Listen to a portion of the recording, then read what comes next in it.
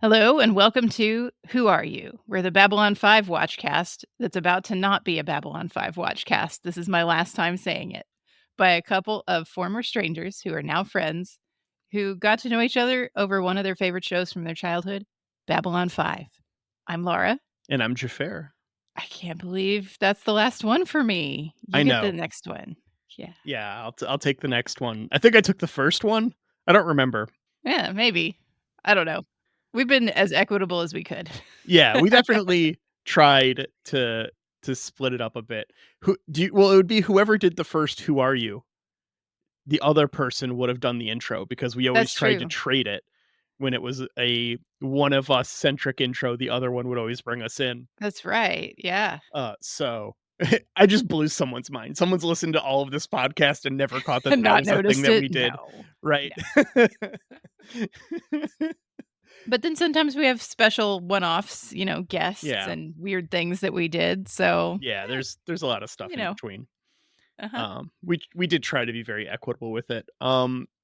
Just like I hope people try to be equitable with their viewings of the Lost Tales. Yeah, that's so the last piece of artwork in this Yeah. series is Babylon 5's The Lost Tales, at least as far as we're doing. We're not doing, like, all of the books and stuff, No. so. If we go back, it will be because there's something new or we set up a Patreon and wanted to read a book or something or talk about something else. This will be Mhm. the True. last of our regularly scheduled Babylon 5 series coverage, universe Yeah. coverage. And we will get super emotional about that next episode. Next time. Uh Not this time, yeah. we're recording them back to back. So I think we both came with a mindset thinking of a lot of that stuff. I know I've been thinking about what I would want to say and things. So I imagine we'll be kind of sappy Yeah, because of yeah, that, sure. more so than a normal episode. Also, we're recording at a really weird time for us. Mhm. Your new student laissez-faire lifestyle, and Oh, yeah, me sure. having worked 40 something hours this week already, despite it being Thursday. I think I'm at Yep. like Mhm. 43, 44 hours on the clock right now. I want to be taking a half day today, so it's the like middle of a day, Yeah. uh, So weird. the middle of a day of a weekday. It's also Yeah. Halloween today. Oh, yeah. Happy Halloween. Happy Halloween, happy Diwali. We don't have a lot of subscribers in India, but very few listens from that country to our podcast. But happy Diwali, and then also it's Samhain, obviously because it's Halloween. So Mhm. yeah, whole bunch of stuff. It's a fitting day to talk about this first Lost Tales.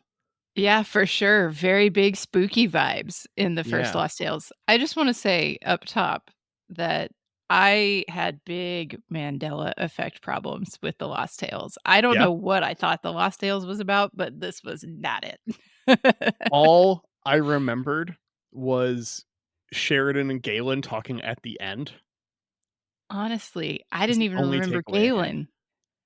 I had, like, in my head that there was some kinda Sheridan and Kosh situation, just like a turtle Kosh suit, like the beginning. I Mhm. don't know what was going on in the old brain there, and I thought there were 3 of them, not 2. I don't know There why I thought that. originally was supposed to be 3, and there Mhm. are 3 people on the cover. It's that did it to Yeah. me, I'm Mhm. sure. Yeah, there Wow. was supposed to be one with Garibaldi that was gonna be much more effects intensive, and they were all supposed to be, like, little 25-minute, 30-minute things, and then they cut the Garibaldi one and expanded these out to almost 45-minute episodes each. Hmm. Not Yeah. quite, but close. Okay, so we start at 2281, and we Uh-huh. get the effects budget the show wishes it had. We get this gorgeous shot of Babylon 5 exploding. For real. Yeah. Like, the CGI in this, I don't know why I thought the Lost Tales looked bad, because that CGI was really good. It's the CGI is so much better than I remember in this, and I don't know if it's Uh-huh. because we're just watching Crusade. Yeah. Um, but that was a whole thing with this. Although there were people at the time complaining that the CGI was bad. I read a thread on Midwinter that was a bunch of people complaining about the CGI of Lockley's quarters. That was a real set. There It was was a real not set. CGI involved in that. Yeah. I mean, maybe it wasn't quite like her original quarters. I do feel like some of the set was just, like, slightly different that, probably they didn't have the original, so Yeah. they were just doing their best, but that didn't bother me. I think the thing that made me think, "Oh, the CGI in Lost Tales is bad," is the green screening. There's a ton of green screening, That is not but good. the green screening is not great. Um, I have to think though, all the models, like if you like when we talk about how CGI works from a modern standpoint, and it would have been done in this method for this show for Lost Tales, I have to believe, where it's Mhm. you have assets and you reuse them a bunch and stuff, right? So you build a very high detailed model of Babylon 5, and then you can reuse it as much as you want, right? Sure. Mhm. Stuff like that. This is how CGI was done in the movies at this point. I remember Star Trek 2009. There was a whole really good documentary on the DVD set about it, the Blu-ray set, whatever it was. So a lot of this stuff hypothetically could still exist, like the digital assets. Hopefully they weren't lost. They probably have been. Yeah. But you could Mhm. take something like this and just move everything over to a modern 3D rendering engine like Unreal 5, and all it would do is update how the lighting works and how a handful of the like interactions between objects work, and it would look like a modern TV show, no doubt. Yeah. That'd It be would neat. look great. And even the green screening, I mean, that was the way you did these things at that time. Nowadays you have those stages that are the green screen where it's rendering in the background for the actors to actually be able to look and interact, and you're filming on it and stuff. Yeah, that would be so cool. I have to imagine that style of production for this type of thing would have looked seamless. It would have looked great. Yeah, yeah, those green screens had to be it that distracted me because they were so noticeably, like, not The active. the like the cutting around the actors, Yeah, there was like a there's little bit just, like, of an blur. edge. Yeah, Mhm. Yeah, it just really happens. distracting. Especially at this time frame. Okay, so we 2281 station blows up. We rewind to 2271 to catch us up. Objects in rest, objects in motion, and the road home 2262, call to arms 2266, crusade 2267. So it's been 4 years since crusade. The Drakh plague has ended sometime in that time frame. Okay, yeah. Londo and Jakar kill each other December 24th, 2278. So that has not happened yet. Correct, that is Mm. 7 years in the future. Sheridan dies January 20th, 2281. Yeah, and I think we specifically say that this is 10 years in, right? When we Yeah. get to Sheridan's? Yeah. Yeah, well, that's why because he dies when the station blows up because poetry. It's like poetry, so if they rhyme. Yes, of course. So we're in that time frame in between. We're post Crusade. We're pre all of the other future stuff that we've seen. So we're in this kind of like amorphous area, and we start with a tale that takes place with Lockley and Father Cassidy. Mhm. Did you wish this was Brother Theo? I wish this was Theo so bad. This would have been so good for Same. Theo coming back to the show. And even the dialogue's very Theo-esque, Cassidy's Mhm, dialogue. Maybe I mean, there's an argument to be made to not make it Theo because of the struggle that the priest has with his faith a little bit. I don't think that's something that'd be a harder time for me buying that from Theo, given all of our interactions with him. I feel like mhm. he's very, does the thing. Maybe to the detriment of the plot, because if there isn't that stall time, then Lockley can't figure it out, as it were. Um, Yeah, yeah. but man, I want to like run through the synopsis of this for our listeners because Sure. I'm guessing there's people, especially if you are a modern Babylon 5 watcher, this is like lost media. I have no idea Yeah. how you watched this. It is available on, Apple TV. Yeah, Okay, cool. It's not but it's on you have to pay most for it. things. Yeah. It Nobody's streaming this. Well, you can't even like buy it on YouTube or like Mhm, whatever it is now. It used to be Flickster, Voodoo, right? mhm. So, whole thing. Anyways, it's difficult to watch. So I want to make sure we do a pretty good job of synopsising the plot because I'm guessing people haven't watched this in a long time if they have or they haven't seen Yeah. it. Or But they have big Mandela problems like me. yeah, but I really wanna talk about this chunk of this episode, Yeah, of sure. this first episode. So, they're not titled in the production, but the 2 names of these mini episodes are Over Here and Over There. Yeah, voices in the dark over here and over there is Yeah, what Wikipedia is showing me, but I don't think that was anywhere within the it's not, actual episode. no, Yeah. but that's what they're called. So, we get a little bit with Lockley meeting Father Cassidy. Lockley got promoted, colonel, not Yay, captain. yes, I Good did for notice her. that. We stand a Good for queen. her. Lockley talks to the father in her quarters after he lands. The father waxes poetic on the natural decline of faith when humanity went to the heavens and found them empty. Yeah.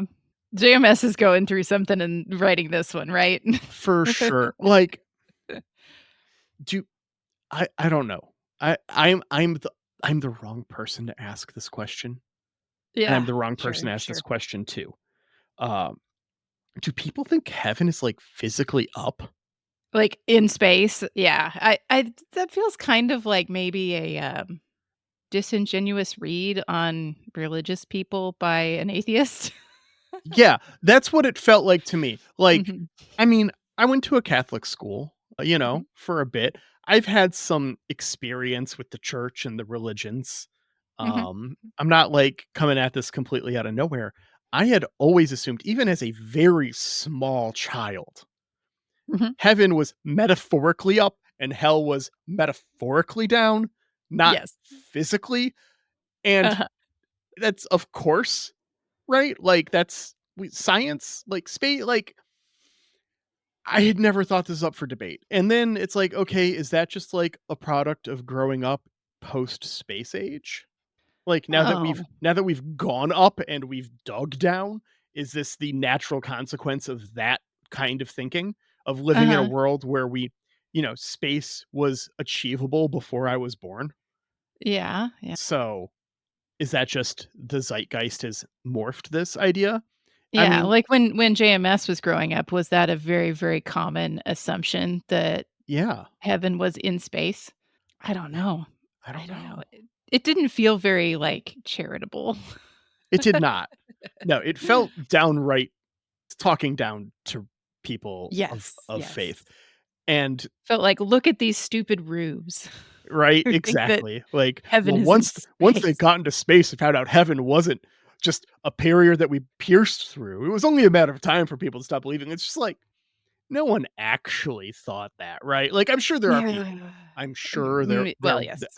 especially historically speaking, pre education times, I'm sure there were people that believed heaven was physically up and hell was physically down, and that if you were to build a tall enough of a staircase, Mhm. you could climb the stairway to heaven. I Here, was and gonna just give make me a that little joke, lick. god Just give damn me a you. little lick. Oh, it's so good. Um, you know, or if you were to dig deep enough, hypothetically, you'd reach hell. Like, I'm sure Mhm. there are people that truly believe that with all their heart, but I don't think they were someone who was even remotely educated in a way that we would consider to be acceptable by modern standards. Yeah. And I'm not trying to fault anyone there either. Like, there's plenty of reasons to not have an education. I'm speaking with a ton of privilege. I recognize that. Um, Mhm, mhm. so, but But yeah, generally speaking, it did have a tone about it that felt a little like, "Okay." yeah, it was. I thought it was a bit much, and I've got no skin in that game. Yeah. Lockley and the father share a great line about going to church via guilt or via faith, and there not really Uh, being a distinction. I have had this conversation with friends who are more religious people. yeah. Uh, it's like, I don't know why I'm going to church anymore. And I feel like Dogma, Kevin Smith movie, Mhm. also Yeah. had a Classic. similar line, a little bit. I can see this sentiment and I don't know, like, appreciate it, I guess. I can understand that moral quandary. Do, do you have, I mean, of the two of us, you're significantly more religious than I am. Yeah, I don't know about, like, how far that goes. Like, That's there's a fair. spectrum of significance, right? But, Well, I'm very on one side, so I think yeah, anything. okay. Sure, sure. I don't know. I didn't grow up religious at all. Really? So, really, like, my mom is culturally Catholic, my dad was culturally Baptist, but neither of them were, like, super into it. Okay. And my, like, going to church came about in my college years and then has waxed and waned, and it's currently in a wane, like, Yeah. because everything is hard, guys.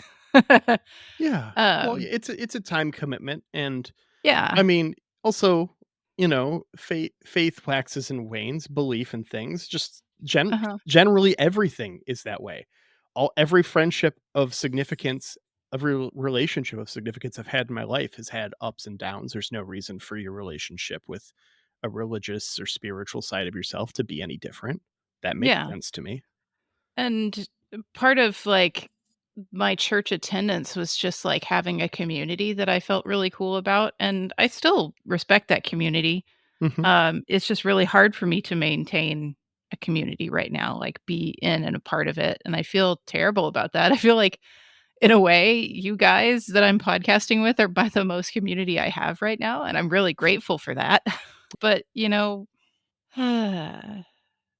I just can't get on board with the whole organizational church thing, the big thing. Like, Yeah. this father is I don't know if does it they do say he's Catholic because they refer he's going to go talk to the Holy Father, I think. Yeah, they make an Uh, oblique reference to the Pope, assuming that yeah, hasn't changed too much yeah. in another couple 100 years. I No one mean, actually says the word Catholic, but he's Catholic. yeah. I mean, And there could be a consolidation of faiths as sure. that. I mean, that's something that empirically, as there are less people of certain denominations, it would make sense to kind of all fold in for the strength of the organization. Mhm. I get that. Yeah, yeah. The big organizations I have a lot less trust with. Like, Yeah. I don't know that I could ever fall on board that hard with a big organization it's not really a community anymore then, you know? Mhm. It's a business. It's a it's an institution. Yeah. Uh, just not my style. Fair enough. I don't know if that answered the question you originally asked.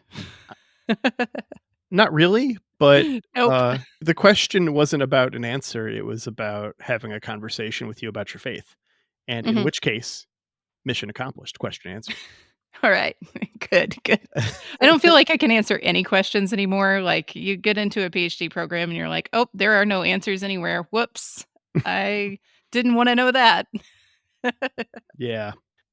Just like our father might not wanna know what he was actually called there for. Lockley reports strange smells, sounds, and then asks him if he is authorized to perform an exorcism, and why the fuck do you not get that on the, like, letter Mhm. of travel beforehand? Like, we need to send a priest to Babylon 5 to investigate something weird, and we need to send a priest to Babylon 5 to perform an exorcism are two different scales of things. It should Yeah. not be surprising someone with an exorcism. I'm on the one hand, like, it feels like you should lead with that, right? But on the other hand, 100%. it doesn't, because then you don't get anybody because you led with that. Mhm. Hold on. Hot Catholic tips coming in, apparently. Hot Catholic tips. The Pope needs to approve exorcisms. Yeah. As well, the Vatican does. Mhm. Hypothetically, the Pope. Brought Yeah, to you by sure. Beth. Thanks, It's his organization. Beth. That cheeky smile she gave, Mhm. perfect. Yeah. Hot news coming in. Yeah, I mean, I can see why you don't lead with that too, if it's Yeah. not a big thing. You don't get anybody, they're like, "Oh, no thanks." Yep. We get introduced here to Nate Burke, who very quickly plays his hand. There's mention of him being alone, magically covered in blood with no cuts, and there was no DNA in the blood. Yeah, spooky. He's also got the ability to mystically change the smell of the room from, I'm guessing Yeah. it's supposed to be brimstone. They don't really say, but he makes it smell like roses. It's 20 degrees colder. Also, Lockley says it's 74. which means that they're using fucking Fahrenheit on Babylon 5. I don't Eh, know if we caught that at any point during the series. If I've already made this ridiculous claim, why the fuck are they using Fahrenheit in space? man. I love my Fahrenheit scale, though. I don't care about the rest of the imperial measurements, but Fahrenheit makes sense, god dang it. 30 is Fahrenheit not a does lot of not hots. make sense. 0 and 100 for freezing and boiling makes sense. Yes. Fahrenheit is a fucking wild card. Fahrenheit's insane. No, no, no, no, no. So, I understand the 0 and 100 for boiling. I get that, but 100 hots outside is a lot of hots. 30 hots outside is not a lot of hots. Well, if it got to 100 outside, there'd be severe problems. That would be, unsustainable hots, yeah. Yeah. Like Unsustainable 212 hots even. ding. Asmodeus reveals his name here and says that they want to be exorcised out in space. God had banished demons to space, waiting for humanity to reach them to make them not forget about faith and God and stuff. Okay, so most of the talking from Burke Demon, Yeah, Asmodeus. At one point, I looked at my watch and I was like, "This has gone on too long." it had. It did. It's like, Dude could bloviate. Normally, I'd say dude could pontificate, but that's normally a good word. Very bad word in this very particular yeah, instance. I like bloviate. That's good. Yeah. And especially when you mentioned at the top of the show that these were originally planned to be shorter and then blown up a little bit, I was like, Mhm. "Oh, that's why I feel like it's gone on too long," because it has. It has. And, like, I feel like the Sheridan episode after this could have benefited from, like, another 5 minutes. Mhm. You could have done some interesting stuff in those 5 minutes. You could have Yeah. had some of, Sheridan and the Prince interacting on the ship where he's all like, "Maybe he's Hitler, maybe he isn't," and done some Mhm. fun things with that, because fun things with I'll get to it. Anyways, God, the election's next week. Anyways, Maybe he's Hitler, maybe he isn't. maybe he's Hitler, maybe he isn't. Uh, Father Cassidy is not convinced, so Asmodeus like surrounds the station in a ring of fire. Yeah. Good effect, I liked Yeah, it. his cell just transformed into a long hellway, a long hallway of hellfire, A uh, hellway, a if you hellway. will. But it's an illusion. The Hellway is actually what I call the 405 in Los Angeles. We get a posit though. Is there a lie in what Asmodeus is telling them? What is the lie? And most importantly, why the lie? Why the Mm, it's if it's a demon, then why the lie seems pretty straightforward. But yeah, mhm. I don't uh think you need a why, actually. yeah. Asmodeus and Cassidy then discuss the choice between sacrificing the soul of the possessed to just like let this dude be a demon forever in order to scare people into a religious fervor, or not, or exercising him like immediately and giving the demon what it wants. Yeah. Weird choices. Weird choices, all of them. Weird choices that line up with my big problem with this episode as a whole. I can't wait. Yeah. We're I don't have a lot of notes on either of these because there's so much fucking just wasted time that it's like a short of recapping every line of dialogue. There's not a whole lot to talk about with this episode in Yeah, terms yeah, of the plot and actions. yeah. Lay out the rest of that plot for us, though, and then we Yeah. can critique it. Lockley wakes up in the middle of the night. My notes say it's the hour of the wolf. Of course. Lockley starts to piece it together, digging up Burke's trip, finds the logs, and finds that the demon was like on the trip the whole time. Mhm. Yeah, the crew on the freighter or liner that he was on were complaining about smells and Yeah. temperatures. Yeah. So they sedate Burke and go to talk to him. And Lockley uses this to basically solve all of theology. Demons are real. Demons are Yeah. bound to earth, not hell. That's where they were cast down to. Hell is earth. Yeah, apparently. maybe Earth is hell. The election is next week. The reckoning described as the end of the world in the Bible is the death of the sun, and exorcising the demon on Babylon 5 will allow the demon to escape the eventual flame out of the sun and the destruction of Earth, leading to an eternity in nothingness. So they're sending the demon back to Earth to exorcise it. Yeah. That's my Okay. notes. That's where this ends. I got, like, fundamental problems with the whole demon, and I think you do too, For in that, sure. like, if we even accept the premise Yeah. that demons are real and we're sending him back to Earth Well, to be exorcised demons there so are we can see. canonically real in Babylon 5 now. Right.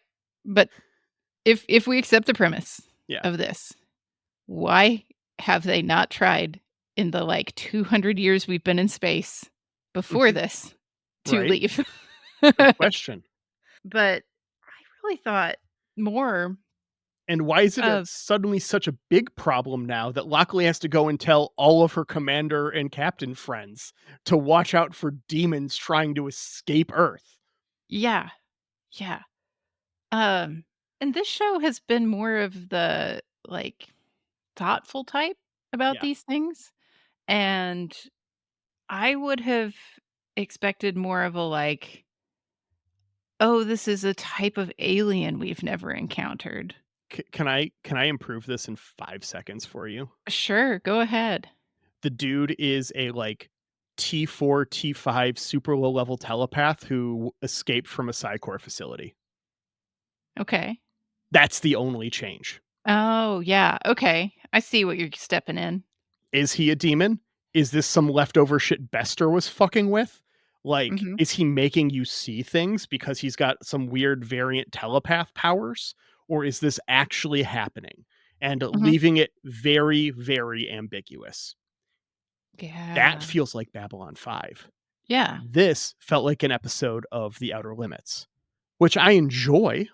Mhm, It's a Twilight Zone episode. It has a place in science fiction for sure, just not in an established universe like this. There's a reason why those episodes are so one and done, is because they want to present ideas that represent a fundamental change to how we view and experience the universe, right? mhm.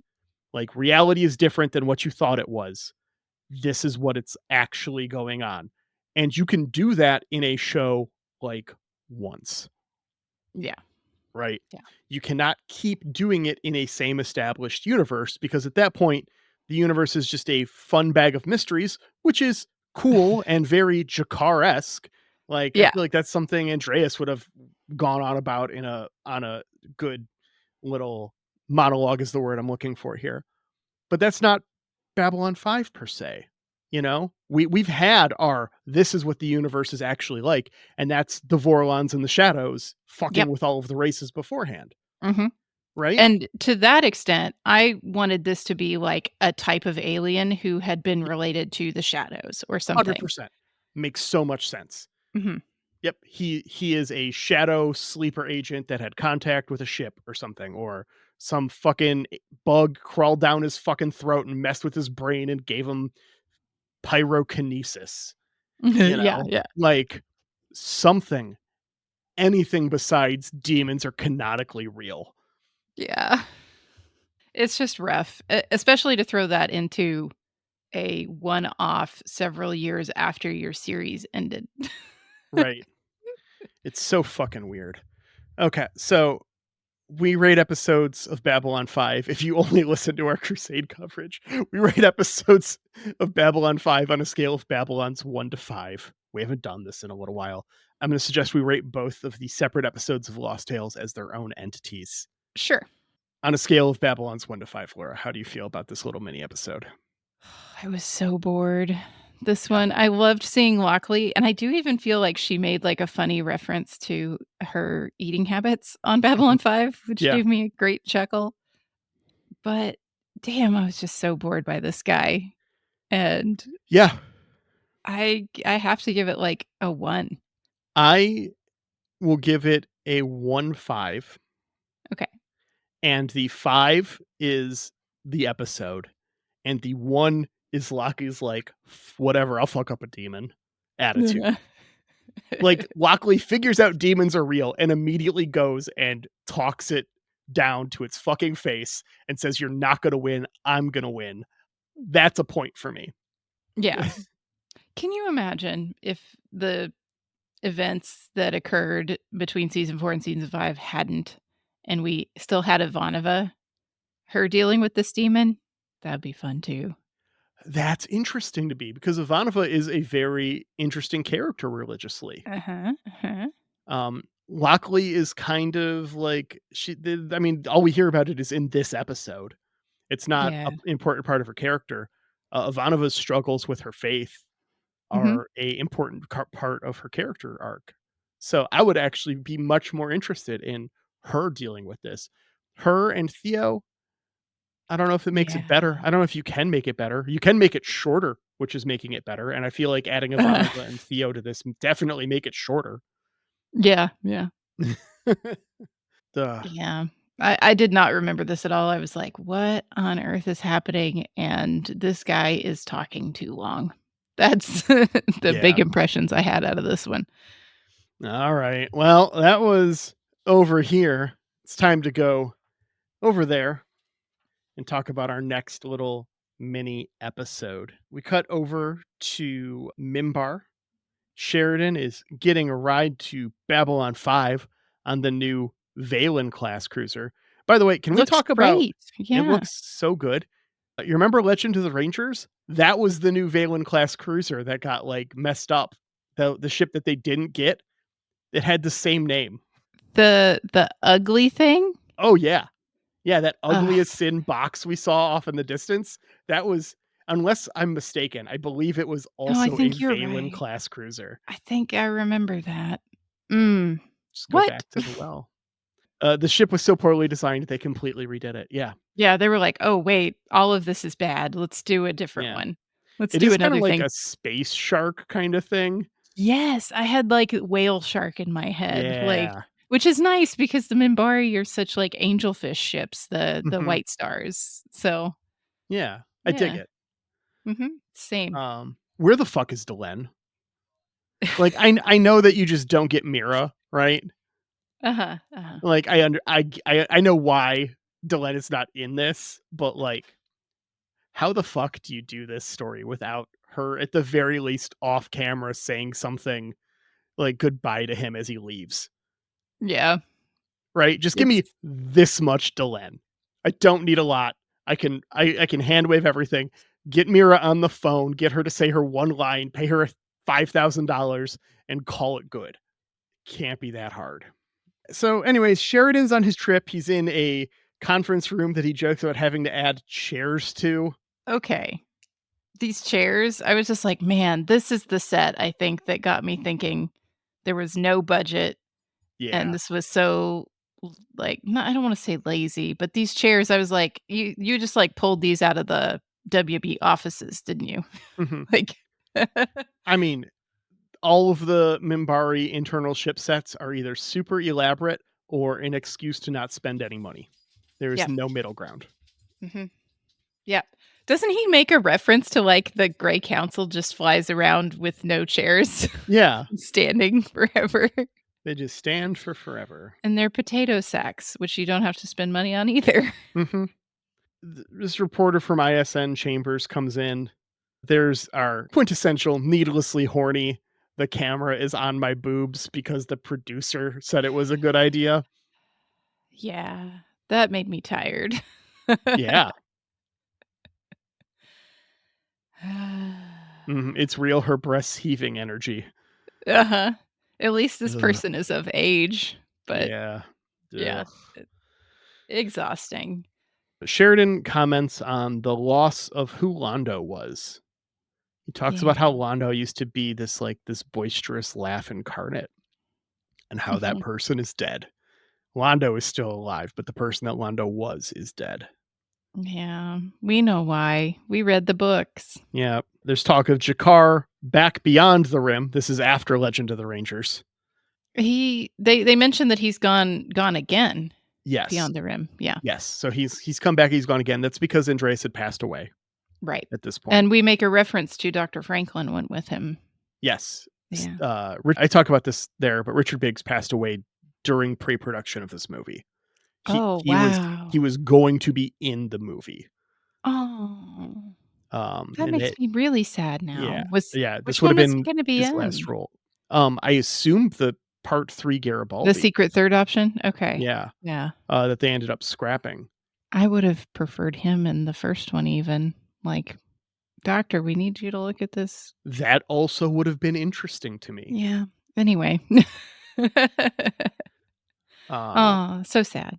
Alright. Yeah. They jump to quantum space, which seems solely to exist to get Sheridan out of an interview. Never mentioned again. And to torture this poor reporter lady. Yeah. We figured out how to use the glossy and blur effect in Photoshop, and we're just gonna turn it up Slop to it all over there. Yeah. slap it all over. Exactly. Well said. Mhm. After this, Galen visits Sheridan in a dream, showing him New York in ruins. He says, "The city that never weeps." Man, that's some post 9/11 commentary. Oh, yeah, this would have been then, wouldn't it? Yeah. Mhm. I Look, sometimes JMS is something very clever and it hits real fucking hard and makes you think. And sometimes he just fucking whiffs. And for me, this Does line was whiff. just a huge fucking whiff. Like, I mean, no one bats 1,000, like, and he's written some really, really thoughtful, good shit in his life. The city that never weeps. 5 years after 9/11 or whatever. Mhm. No. Even Not it. even now, no. Like, can't do it, dude. Like, I'm not even Mhm. from there. Like, But yeah. it seems needlessly rude, disrespectful, and talking down to people, like other parts of Like this other movie. parts of this one, yeah, yeah. And the Galen character often does seem a little pompous and talk downy, so Yeah. yeah, its delivery is not Especially when great you're about to either. show an attack on New York. Like, you're literally about to show New York getting blown up. Uh-huh. The city that never weeps. Fuck you. Just fuck off with that a little bit. Yeah. So he shows Sheridan the attack. They acknowledge their previous standing friendship from Call to Arms. Yeah, which is easy to forget, like, I Yes. almost did.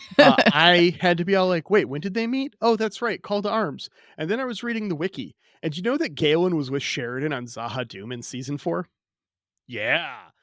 Galen interacts with fucking Lorian and stuff. Whole deal. It's all in the book we didn't read. The Passing of the Oh, Technomages, I think. okay, because I was like, that definitely was never on screen No, it was anywhere. never on screen. It's in one of the books. I assume it's in because the Passing of the Technomages is like all about Galen. They're Galen Mhm. books, so I assume it's in there. But Yeah. man, yep, Okay. that that's a thing.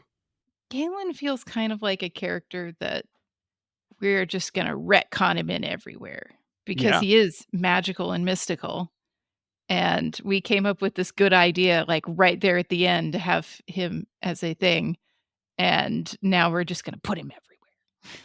I just really it feels like everything after season 5 is just about fucking Technomages. All of the Mhm. books after season 5, the only ones that aren't are the Psychor books. Everything else has Technomages all over. The fucking Centauri trilogy is a like solid like it's 600 pages. I would say Technomages are on at least 150 pages of those 600. Yeah, yeah. It's like it was a cool idea. You had a fun thing in like a episode of Babylon 5. We dug it. Technomages are fun. I get it. Fucking I don't want all this fucking Technomage bullshit. Especially after Right. Crusade and we find out they're just the fucking one percenters. They're Yeah. just humans who had enough money and technology to just live for forever and do whatever the fuck they wanted. Fuck those guys. Fuck those Yeah. Bezos motherfuckers. I'm earning our explicit rating today. I mean, why have it if you're not gonna use it? So That I think that's actually the fun of Technomages. I think they're a set piece. I meant the explicit rating, but Oh yeah, fair. Right. Gotta fucking earn it every once in a while. Mhm, mhm. You can tell I've worked so much this week. I'm so But yeah, tired. I think a part of it is, like, maybe JMS felt a profound disappointment about not getting to explore the Technomage stuff farther in Crusade, and so we just Yeah. kept shoehorning it, retconning it into Babylon 5 everywhere. Yeah, it's a bit much all around. And I just have my tolerance for it is so low at this point between the Mhm. books, between Crusade, and now this. I'm Yeah. so glad there's no fucking techno mages in Battlestar Galactica. Spoilers. Galen's costume did look great. I liked his costume. Actually, the costumes in this one were all great, Yes, especially when we get our Centauri prince. So he his outfit's so cool. did you catch his lineage? Yeah, this is Cartage's son. I did not realize Cartagia had children. It's never brought up anywhere else. Yeah, yeah. Even in the Centauri books, this Mhm. character does not exist. This was made after those books. Yeah, which feels weird, but Yep. So Ventari here, he's going to attack Earth in 30 years. He becomes emperor in 20 years. Now we did our math at the start of this episode. Veer becomes emperor in 7 years, which means Veer is either ousted or killed after ruling the Centauri Republic for 13 years. yeah, okay. Could we believe that maybe he stepped down? That seems like a thing Veer could do. That seems like a thing Veer would do, 100%. Yeah. But also, Probably not if this guy succeeds him, though. yeah, Like, in the future iteration that Galen is saying, where he's a yeah. warmongering, you know, Also, imperialist. Ventari's exact story and plot are that of Durla in the books. He builds a super big fleet in secret Mm, and then attacks all these places at the same time. hmm. It's the exact It's same the thing from the books. it's the Centauri standard playbook, yeah, Yeah. they're working from. Yeah, it didn't work. So they're going to try it again 23 years later. Veer decommissions all the warships and then they just start building them all over again the second he steps down. Yeah, in secret. So yeah, Ventari comes aboard. I wrote that he's channeling big Cartagia energy. I think Mhm. this actor, this kid kills it. Mhm. I Yeah, think, no, I really liked him. yeah, there's just enough not behind the eyes, Mhm, which is so difficult to do, to make him truly terrifying. mhm. I believe that this kid is a genocidal maniac. Yeah. 100%. He's got something dark that could grow inside him. Like, Yeah. he's got a lot of resentments. He doesn't have a place to put them. Yep. He's feeling very powerless. He just watched Fight Club on repeat for 72 hours. Yeah. Yeah, this feels like that guy, doesn't it? Yeah. Mm. Having just I think I mentioned this in Discord. I finished that podcast earlier today. Yeah, I think you've Uh, talked about it on pod before, but what was the name again? it's I don't want to talk about Fight Club anymore, Yeah. Yeah. and it is fantastic. A journey, I'm sure. Yeah, it's really worth your time. Like, I would say that if you don't like Fight Club, it's a good podcast for you. If you're Yeah. like, I don't want to listen to someone talk about Fight Club that long because fuck that movie, you're in good This is the company. podcast for you. Yeah. This isn't someone who loves Fight Club as a grown adult Mhm. watching it because they think it's the best movie of all time. That is not the ride you're signing up for. Yeah. No, I have definitely thought that they picked a great actor for this. I even Yeah. Googled him just before this just to Yeah. see, like, did he go on to do anything? Nope. That's a bummer. Yeah. Yeah, he must have just, like, pulled back completely, but he seemed to, like, do a few maybe in the '90s sort of teen Hmm. heartthrobby kinda things and then was like, "Nah." Yeah. So, well, good for you, Keegan. Yeah. Get your money. Lockley passes the idea of Sheridan riding in on his Star Fury like it's a good idea and not a Mhm. giant security risk. This is Especially without an insane EV to me. suit. Without an EV suit, Uh-huh. he hasn't flown in one in a decade. They talk about him like riding in on the ship that he famously was like riding around in the Shadow War as a Star Fury and not a White Star. Like him coming in on a White Star, that makes fucking sense. For sure. Like I get the hell out of our galaxy. All happened on that bridge, right? Mhm. All the big moments. He fucking nuked Zaha with a white star. Like, I don't think we saw him in a Star Fury outside of an excuse to keep his pilot bonus. Right. This makes no sense to me. Yeah. Yeah, Except you've that got a really good Star Fury CGI model and you want to show it off, and it's convenient for the plot to have him and the prince out alone in space. Yep. Mhm. We get a nod to Richard Biggs passing here. There's a really poignant moment with Bruce where he just like kind of stares a little bit off camera and is all like, "We're gonna really miss him," and it just Mhm. sits there for a moment because Yeah. that was You know what I super mean. fucking real, Mhm. and I'm glad that they were able to do that because I'm sure Yeah. that's a moment not just for the character but also for the actor. So Yes. Mhm. Very nice. Galen explains his plot here: put Vinatari in the Star Fury and then blow it up. It's really just, it's a big plot to kill Vintari. Sheridan sees the war between Earth and the Centauri in his dreams. When they arrive at Babylon 5, Sheridan gets Lockley to deliver a second Star Fury and tells Vintari the good news. They take them out. Vintari talks of his dreams. He just really wants to make this as difficult for Sheridan as possible. Uh-huh. And just be all like, "You see Hitler? I don't know. The election's in a week. We'll find out." Uh, I just closed on a house yesterday, and I'm gonna propose to my girlfriend. yep. Sheridan recalls his conversations with Vintari and Galen, kills his thrusters, prevents the power surge, spares Vinatari, and invites him to come live on Mimbar with him, and he's gonna mentor the prince so that he can learn kindness and peace. Which is a bold move. We know it worked for Veer really well, but Veer Yeah. was also very well documented as not a normal Centauri. Yeah. Like, Even Galen. all the Go other ahead. Centauri ambassadors that have been to Mimbar, like, hated it. Yeah. Well, there's no alcohol on the entire planet. Right, but Even Galen's like, "Bro, you sure?" And then Sheridan's like, "Fucking kill him in cold blood if I have to." It's like, oh, okay. That's going to be easier for you when he's lived with your family for years instead of now sure, where he's just a homicidal maniac. And also, you're clearly so good at setting your ego and the job that you do aside that I right, believe that you'd be willing to believe, because you're going to die before this kid rises to power. You know this. You know you've got 10 years left. He right. becomes emperor in 20. Yeah, These are facts. there's, like, 50% of that time that you really have no control over. Mhm. You gonna ask Delenn to fucking kill this kid? No, maybe his, I don't know how old the son is, 16? Maybe your David, 16-year-old son. who just got controlled and by the fucking keeper? Yeah. Yeah, that'll go well. Mhm. Yep.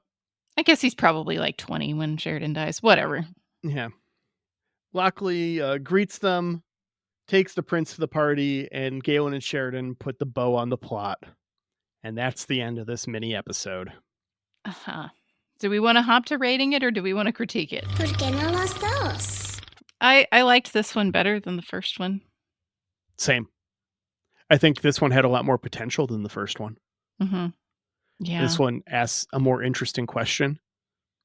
Mhm.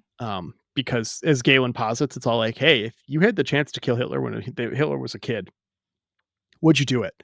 And that question cannot be posited without foreknowledge, right?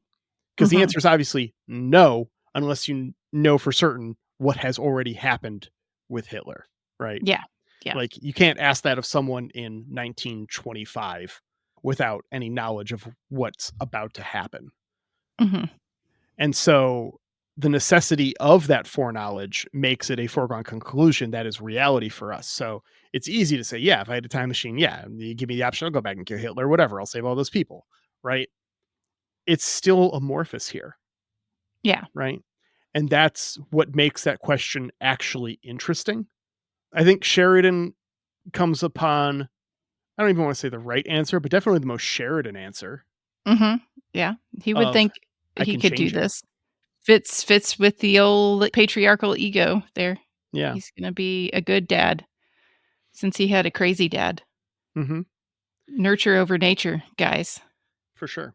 There's also like a couple of like weird unspoken things about it too, where it's just like, do you really like how much damage, how hurt is this kid already? How much damage has Vitari suffered living Mhm. the life that he's had to live, being the son of a madman? Why is he in line for the throne when there is no established line for the throne? Because that would imply that, like, how did Londo and like their entire like Yeah. system here doesn't really make sense to me. Because when you get rid of Cartagia, I imagine his son would have fallen off the block. Also, why is his son never mentioned anywhere else? Because you would think if he was in line as a heir, that that would have been a whole thing. Yeah. There's also a bit It should have come up. that Cartagia is the nephew of Turin, the emperor that Mhm. dies early in Babylon 5. Did we Yeah. know that beforehand? I Because don't I know if didn't we know that, did. and I could have missed I it. I do feel like there was talk early on when all that was happening of like, "Oh, we're gonna prop up this crazy nephew or Okay. something for now while we run the government." And then Cartagia turned out to actually be like a really bad man. Yeah. I think so. I think I do remember something about that. And that brings me to my biggest problem with the Lost Tales in general, in which it is clearly written by someone who remembers 75% of their universe Uh-huh. and is just scrambling. And that hurts. Yeah. That it sucks. 'Cause I know that, like, even with, like, Road Home, like, clearly there is still good ideas for Babylon 5 in his mind. There's Mhm. still a purpose to this universe. But like this, like the Centauri books, like Crusade, like Call to Arms, like Third Space, like River of Souls, everything outside of the main show only subtracts and it doesn't add. Yeah, it doesn't feel as well thought out. We know he had, like, a great grand plan for everything, and Yeah. some of the stuff just feels, like, tacked on, like sticky notes. "Well, what if this? What if that?" Like, Mhm. instead of the way he meticulously designed a lot of the show proper. Yeah. And it's so much of it just feels exactly like that sticky notes. That's a great comparison. It's just it's stuff that's just tacked on that doesn't belong. Mhm. Sucks because Yeah. it does actively subtract from my genuine feelings of how great the show is. I'm very distracted by, we know we have the canon of the Centauri dream about their futures Mhm. and such, and we know he's dreamed about being in the Star Fury, Mhm. but how does Galen have this glimpse into the future? Like, is this a replicatable technology, you I think know? he's just fucking with dreams like he do, Okay. and he's just leaning in. Mhm. I don't know. Yeah. Like he's able to observe people's dreams and he's seen Vintari's dreams, so he's gotta Mhm. do something about it. Hmm, okay. Yeah. I really want to like Galen, but he is almost a little too much, you know? Like, when you create the wizard, Yeah, they gotta have they gotta have some weak spots. They can't be the all-powerful wizard. for sure. It's just he goes from someone who's like a conjurer of cheap tricks to Gandalf Yeah. very, very quickly. And it's kind of jarring in a not fun way. I Mhm. don't know. And I don't mean anything against Peter Woodward either, who does a great job with what he's given. No, no, no, yeah, he's a fantastic wizard, for sure. It's just like if I were playing D&D and someone rolled Galen at my table, and I know Yeah. Ben's going to do this to fuck with me for my next campaign, which is why I'm Uh-huh. banning wizards on my next campaign right now. Um, I would just be livid. It's Yeah. like you can't know everything. Yeah. Like Mhm. part of what being a interesting character in a story is being fallible, Mhm. and Galen's not. Yeah. Even when Galen fucks up, he's instantly forgiven, Mhm. and it's just As happened boring. in Crusade. Yeah. And he's motivated by a one-dimensional death of the female partner. And yeah, it's, you know, we all have limited time, and the creators doing the best they can with what they got, I guess. We didn't rate it. We didn't actually put a rating on it. No, we didn't. 2.5. Mhm. Lots of Yeah, halves today. I don't know. it It doesn't might it feel like a might 3. I feel like it could have been a 3, but it's not. yeah. I'll join you on the 2.5 step. Like, Cut the useless reporter out of here who only is in this to be objectified yeah, and for to a give and Sheridan a humiliated. joke. Yeah. Yeah. And Mhm. 100% humiliated. Cut all that out. Just have this be Sheridan's picking this kid up on the way to B5 for the celebration. So that way you end the plots at B5 like you wanted to. Mhm. And give us some more interactions with Sheridan and Ventari. Or start this farther back and show some shit with Ventari being treated like a piece of shit. Like, Mhm. I don't know if the story works as well if he's at all sympathetic. If that changes the nature of the question being asked. Yeah. So maybe that's not the route to go. Maybe you do stuff with him where you raise more questions and make this a harder decision for Sheridan. But I think that would do a lot for this episode as opposed to fucking quantum space. Fuck Yeah. off. Yeah. This man, I just realized that this vignette or whatever we wanna call it, this little lost tale is like, "Oh, we're all just looking for a good dad. He just needs a good dad." Hmm. And Sheridan's gonna step up and be good dad once again. Yep. Just the And best dad, best stepdad. That's his goal.